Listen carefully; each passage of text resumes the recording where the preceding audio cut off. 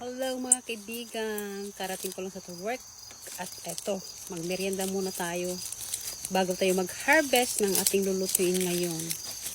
Ayan, kain tayo ng tupig. Mansam.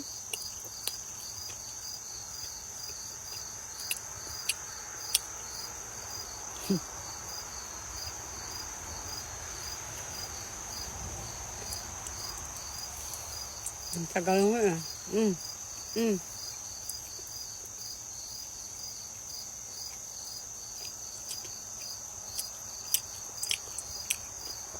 Hindi masyadong matamis. Alam niyo po bakit? Ginawa kong hindi masyadong matamis kasi para sa akin lang naman ito eh, kasi may diabetes ako.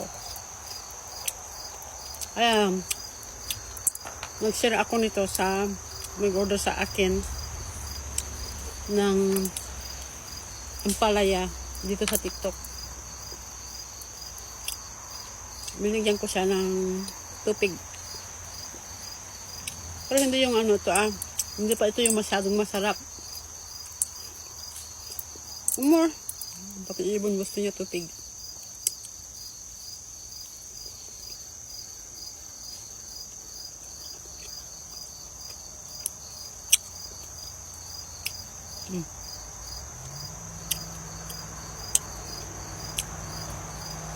Guys, ay